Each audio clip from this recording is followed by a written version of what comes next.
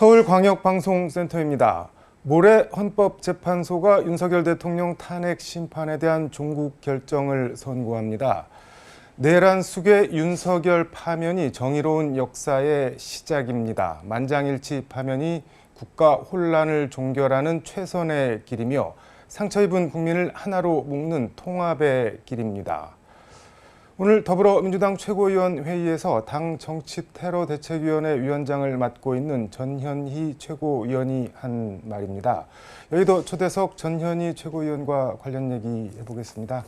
의원님 어서 오십시오. 안녕하세요. 오늘도 광화문 천막 최고위원회 하신 거죠? 네, 그렇습니다. 거기서 마침내 대한민국의 운명을 결정하는 날이 정해졌다. 혹한의 겨울을 이겨낸 불꽃처럼 불의를 단죄하고 정의로운 역사를 만드는 길이 이다지도 힘겹고 험난합니다라고 말씀을 하셨는데 소회가 좀 있으신 것 같습니다. 선고기일이 지정된 거에 대해서. 네, 윤석열 대통령이 비상계엄을 선포하고 내란을 일으킨 지 지금 100일이 넘어가고 있습니다.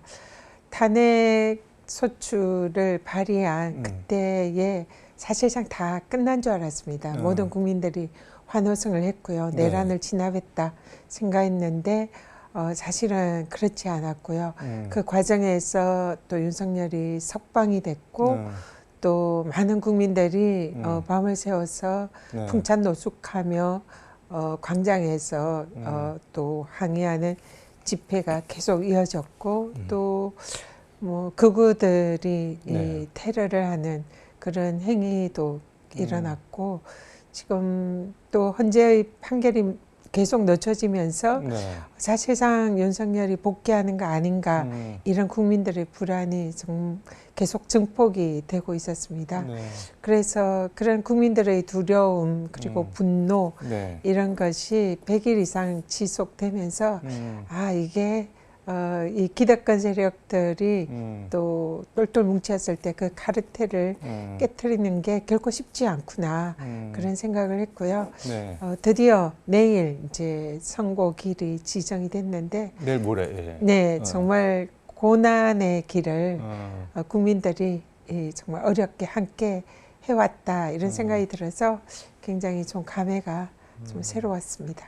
기득권 카르텔 말씀해 주셨는데 악의 뿌리가 깊을수록 저항도 거센 법입니다. 이런 말씀도 하셨는데 악의 뿌리 이거는 윤석열 대통령 한 명을 지칭한 거는 아닌 것 같은데요. 윤석열 대통령을 중심으로 만약에 윤석열 대통령이 파면이 되면은 자신들의 기득권이나 권력을 잃을 것이 두려워서 윤석열 대통령을 중심으로 사실상 대통령직에서 파면되지 않게 지키려는 그런 이제 기존의 기득권 세력 그리고 또 이 사상 초유의 구속 취소와 즉시항고 포기를 이끌어내고 윤석열을 사실상 탈옥시킨 이런 법조 카르텔 국민의힘의 또 극우와 결탁한 세력들 이런 것을 다 통틀어 기득권 그런 세력들이다 이렇게 봅니다. 청산하지 못한 친일 독재, 군사 독재의 불씨가 결국 윤석열 내란으로 이어졌습니다. 이런 말씀도 하셨는데 이것도 같은 맥락인 거네요, 그러면은? 네, 일제 시대 때 사실 우리가 제대로 그 일제 청산을 하지 못한 그런 아픈 기억들이 있습니다. 그래서 그때의 그 일제 시대에 부역한 그 기득권 세력들이 해방 이후에 계속적으로 기득권 권력을 누리는 그런 사회로 이어졌고 그리고 전두환 그 군사 독재 시절에도 마찬가지로 그 군사 독재 정권을 제대로 심판하고 단죄하지 못했던 그런 여러 가지 역사적인 기록들이 지금 윤석열의 내란이 너무나 명백한 내란 행위에도 불구하고 그 윤석열과 결탁해서 자신들의 기득권을 누리려는 그런 세력들이 여전히 일부 국민들로부터 지지를 받고 또 명맥을 유지하고 오히려 또 반동을 깨하고 있는 이런 게 그런 역사적인 흐름에서 사실상 그런 이유가 있지 않나 이런 생각이 듭니다. 반동, 엔티 무브먼트 이 단어는 진짜 오랜만에 들어보는 것 같은데 왜 이런 단어들이 자꾸 살아서 튀어나오는지를 잘 모르겠는데 국민의힘이나 윤석열 대통령 입장에서는 우리가 뭐 친일 독재자 후예라는 거냐 반발할 수도 있을 것 같은데요. 지금 이번 정권이 검찰 네. 독재 정권이었다는 것은 네. 많은 사람들이 공감을 하고 있고요. 그리고 뭐 친일 부분에 있어서는 네. 또 일부 다른 생각을 하는 분들도 있겠지만 사실상 우리 민주진영에서는 이 네. 윤석열 정권이 지나치게 우리 대한민국의 역사를 부정하고 일본에 밀착하는 그런 행보를 보인 것은 부인할 수가 없을 것입니다. 그래서 사실상 그런 우리 대한민국의 역사에서 어두운 그런 그 일제시대에 부역했던 그런 역사 그리고 또 군사 독재 시절에 부역했던 그런 역사가 이번 윤석열 정권에 들어서 검찰 독재 정권이라는 이런 또 모습으로 다시 시작했던 것이 아닌가. 그래서 그 세력들이 결국은 내란을 일으킨 것이고 그것을 진압하는 게 이제 지금 우리 국민들이 그동안 오랫동안 지난한 그런 투쟁을 해온 것이 아닌가 이런 생각이 듭니다. 내일 모레 선고 결과 어떻게 전망하시나요? 4월 4일에 판결이 이렇게 선고가 예고가 된 것은 이미 헌법재판소가 인용을 결심을 했다 이렇게 해석이 됩니다. 왜냐하면 지금 인용파가 다수파로 생각이 드는데요. 만약 인용파 입장에서 기각 결정이 나올 것이라면 사실상 판결을 선고를 하기가 쉽지 않을 거다 생각이 들거든요. 근데 지금 임기가 4월 18일 한창 남기고 4월 4일에 선고를 결정을 한 것은 파면 결정이 이미 결정이 됐다. 그래서 그러면 파면 결정을 하는데 지금 이 너무나 명백한 이런 위헌과 위법 상황, 내란 상황에 대해서 이 법률적인 양심을 가진 그런 판사들이 기각 결정문을 쓰기는 쉽지 않을 거다. 그리고 자신이 기각의 편에 선다는 것은 역사에 좀 죄인이 될 수 있다는 걸 다들 자각하고 계실 거다. 이렇게 생각을 하고요. 그러면 인용이라면 이거는 또 아마 이 헌법재판관 정도의 그런 이제 인식을 가진 분들께서는 만장일치로 선고를 할 가능성이 높다 이렇게 생각하고요. 또 만약에 만장일치를 하지 않고 일부가 인용하고 일부가 기각을 한다면 국론의 분열이 매우 심할 겁니다. 그리고 판결에 승복하는 것도 쉽지가 않을 거고요. 그래서 현재 재판관들이 이런 점을 다 고려해서 인용을 할 거면 아마 8대0 전원 일치로 선고를 할 것이다. 그렇게 생각합니다. 근데 윤석열 대통령도 본인도 법률가 출신인데 계속 시종일관 본인의 계엄 선포가 헌정질서 수호 회복이라고 주장을 하고 그 변호인단은 계몽령 뭐 이런 표현도 쓰고 그건 어떻게 이해를 해야 될까요? 그러면은? 그는 자신의 변명, 궤변이다 이렇게 생각을 하고요. 지금 윤석열 대통령이 얘기하는 비상계엄의 사유 자체가 헌법이나 법률에 맞지 않고 사실상 궤변에 불과하다 그렇게 생각이 들고요. 그래서 저희들도 이해하기가 어렵습니다. 이분이 법률가 출신인데 어떻게 법에 명시되어 있는 그런 내용들을 부정하고 사실상 일반인도 하지 않을 그런 얘기를 하고 있는지 좀 이해하기가 좀 어렵다 그런 생각입니다. 저는 그래서 궁금한 게 본인이 그걸 알면서도 그냥 부정을 하는 건지 부인을 하는 건지 아니 정말로 본인이 맞다고 옳다고 생각을 하는 건지 일종의 확신범인 건지 그 둘이 섞여 있는 건지 그거 어떻게 보시나요? 그분의 뭐 머릿속이나 이렇게 들어가 보지 않아서 모르겠지만 평소에 했던 이런 여러 가지 언행들을 보면은 일단은 좀 자신이 하는 것은 무조건 옳다. 남들은 자기 생각에 반하는 남들의 생각은 틀렸다. 그러니까 거의 그 국민들의 공복인 그런 대통령, 공직자의 위치보다 국민의 군림하는 전제군주와 같은 그런 위치에 있다라고 착각하는 게 아닌가 이런 생각이 듭니다. 선거 때도 왕자를 새기고 나왔을 네. 때 많은 국민들 그때 알아봤어야 됐는데 이런 얘기 말씀들을 하시는데요. 실질적으로 이 헌법 체계라든지 법률 체계나 아니면 국가의 전체적인 체계에 대해서 순응하고 그 체제 하에서 뭔가 국민을 위해서 봉사해야 되는 공직자의 자세를 망각하고 모든 법이나 헌법이나 그 위에 내가 있다. 내가 말하는 것이 곧 법이다. 거의 이런 의식을 가진 것이 아닌가 이런 생각이 들 정도로 좀 이해가 되지 않는 그런 모습입니다. 전제군주를 말씀하시니까 이제 중국식 천자관을 보면은 천자가 하늘의 아들인데 오류가 있을 수가 없잖아요. 그러니까 오류가 없는 그런 존재인데 윤석열 대통령도 본인이 뭐 그런 사람으로 생각한 거 아닌가 하는 생각도 자꾸 이렇게 들기도 합니다. 문재인 정부에서 국민권익위원장을 지내셨는데 검찰이 문재인 전 대통령 전 사위 특혜 채용 의혹 관련해서 문 대통령을 뇌물죄 피의자로 소환 통보를 했는데 그거 어떻게 보세요?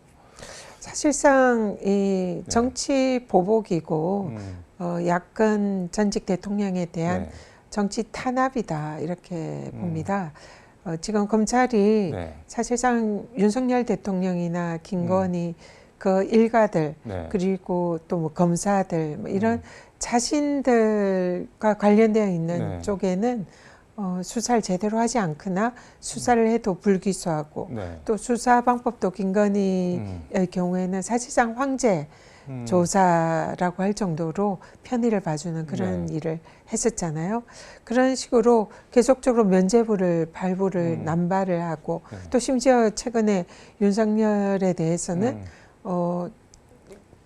법원의 구속 취소도 매우 이례적이고 문제가 있었지만 거기에 대해서 즉시 항고를 하지 않은 것은 이거는 명백한 사실 좀 부당하고 사상 초유의 일이다 이렇게 보이거든요. 그랬던 검찰이 민주당의 이재명 대표에 대해서는 정말 먼지털이시 증거까지 조작하면서까지 끝까지 추적해서 기소를 하고 유죄를 받으려고 하는 그런 검찰입니다.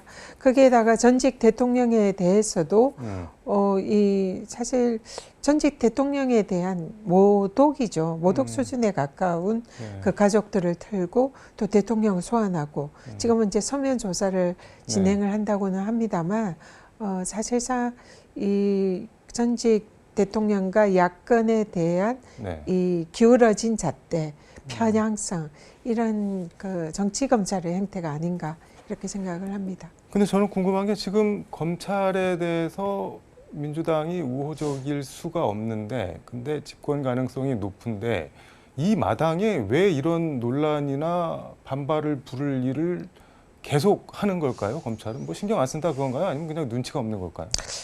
그 이유는 뭐 잘 알 수는 없습니다만 검찰의 뭐 오기라고도 볼 수 있고요. 또 아니면은 얼마 전까지 윤석열 대통령이 다시 복귀를 할 수 있다는 그런 희망, 이미 지금 석방돼 가지고 이제 있는 상황이잖아요. 그러니까 그런 또 희망 섞인 그런 전망에서 무리한 그런 또 수사를 진행하는 게 아닌가 추측을 합니다. 시간이 다 돼서 요거 하나 좀 여쭤보겠습니다. 지금 당 정치테러대책위원회 위원장 맡고 계신데 이재명 대표 얼마 전에 산불 피해 현장 갔다가 그 옷으로 얼굴을 이렇게 맞는 사태가 벌어졌는데 그게 만약에 옷이 아니라 뭐 다른 거였으면 진짜 뭐 어땠을까 하는 뭐 진짜 철렁한 생각이 드는데 실제로 흉기 피습도 당한 적이 있고 이게 지금 진영 대립이 워낙 극단적으로 가다 보니까 이런 게 더 이렇게 생길 여지 같은 게 있는데 뭐랄까 좀 대비 이런 거를 좀 신경을 써야겠다는 생각도 드는데 어떠세요? 네, 지금 사실 이제 극우 세력들이나 그리고 이제 민주당의 집권을 두려워하는 그런 세력들에게는 이재명 대표가 가장 이제 자신들의 그런 이제 위협적인 존재다 이렇게 생각을 할 것 같고요. 네. 그래서 유일한 방법이 이재명 대표에 대한 테러 이런 걸로 이제 잘못 판단하는 분들도 꽤 있을 거다 생각을 하고요. 실제로 얼마 전에도 이재명 네. 대표에 대해서 뭐 저도 받았습니다만 협박을 암살을 암시하는 그런 문자가 민주당 이제 지도부에 이렇게 네. 전달이 된 적이 있습니다. 그래서 그때 당시에 이제 권총으로 암살한다는 그런 이제 협박이 네. 와서 민주당에서는 경찰에 이 경호 강화를 요청을 했고 또 그 사안에 대해서 신고를 해서 좀 수사를 요청을 했고요. 그리고 그 이후에 경찰에서 네. 경호를 이제 강화를 해서 경찰이 지금 경호를 받고 있습니다. 네. 그런 상황에서 또 최근에 이 옷으로 하는 네. 그런 사실상 이제 자칫했으면 옷이 아니었으면 위험했을 수 있는 그런 상황이 발생을 했고요. 그래서 또 경찰에서도 거기에 네. 대해서 굉장히 경각심을 가지고 더 경호를 더 강화를 했고 그 좀 경호를 어떤 식으로 할지 이렇게 분석을 해서 네. 지금 이제 더 철저히 대비를 하고 있습니다. 그렇지만 뭐 100%이 테러 발생을 막기는 어렵고요. 그래서 여기에 대한 네. 정부의 강한 그 테러나 이런 폭력에 대한 네. 단호한 의지 표명 그리고 거기에 대해서 또 사실상의 테러를 하는 이 철저한 책임 지게 하는 이런 네. 이제 처벌 이런 게 필요하고요. 민주당에서도 지금 이재명 대표뿐만 아니라 네. 민주당 지도부나 많은 의원들이 또 실질적으로 테러를 당하고 테러 위협에 직면해 있습니다. 그래서 매우 지금 경각심을 가지고 조심하고 있는 그런 상황인데요. 어쨌든 이런 일이 네. 좀 절대로 일어나지 않았으면 좋겠습니다. 아니 근데 지금이 무슨 뭐 해방 전국 때 좌우 대립 이런 것도 아니고 2025년 대한민국에서 백색 테러 이런 게 실제로 일어날까요? 그런데? 최근에 네. 민주당 여성 의원들이 헌재 앞에서 극우 윤석열 지지자겠죠? 네. 그쪽으로부터 달걀로 얼굴을 이렇게 백혜련 맞는 의원. 네, 네. 백혜련 의원이 테러를 실제로 당했고요. 이재정 의원도 발을 걷어차이는 그런 테러를 누가 당했습니다. 찼나요? 네, 발로 정강이를 이렇게 찬 것 같습니다.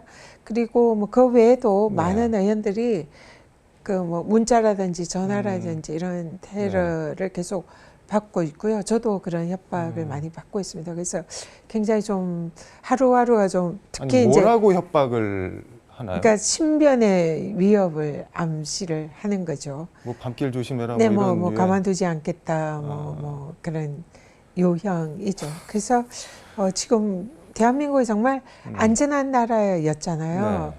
밤길도 그냥 유일하게 거의 안전하게 다닐 수 있는 네. 몇 안 되는 그런 이제 치안이 안전한 나라인데 최근 들어서는 혼자서 거리를 다니는 거는 뭐 아예 엄두를 내지 못하고요. 그런 테러 위협에 직면한 그런 현실이 정말 걱정스럽고 네. 또 좀 많이 안타깝습니다. 시간이 다 돼서 탄핵이 내일 모레 인용이 되면은 조기 대선이 이제 시작이 되는데 호남 유권자들에게 당부 말씀 겸 마무리 말씀 겸해서 좀 듣도록 하겠습니다. 네, 오늘도 그 호남에서 담양에서 시장 선거가 있는데요. 저도 얼마 전에 이제 담양을 다녀왔고 네. 또 저는 틈만 나면 광주에 가서 네. 광주의 정신을 되새기고 힘들 때는 광주에 가서 이렇게 5.18 묘역을 참배하면서 광주를 찾곤합니다. 근데 지금 나라가 어렵고 힘들 때는 늘 호남이 대한민국을 지켜주셨고 또 항상 미래를 바라보는 길을 제시해 줬다 생각하고요. 그래서 이번에 지금 내란 사태로 온 국민이 힘들어하고 있는데 특히 우리 민주당의 또 뿌리이자 이 민주주의 본산인 호남에서 많은 국민들께서 더 많이 걱정을 하실 거다 생각합니다. 그래서 반드시 국민들과 함께 이 내란을 진압하고 다시 대한민국이 헌정 질서가 바로 섰고 민주공화국정이 바로 서는 그런 대한민국을 만들겠습니다. 도와주시고요. 함께해 주셨으면 감사하겠습니다. 네, 알겠습니다. 오늘 말씀 여기까지 듣도록 하겠습니다. 고맙습니다. 감사합니다. 지금까지 서울광역방송센터에서 전현희 민주당 최고위원과 함께 전해드렸습니다.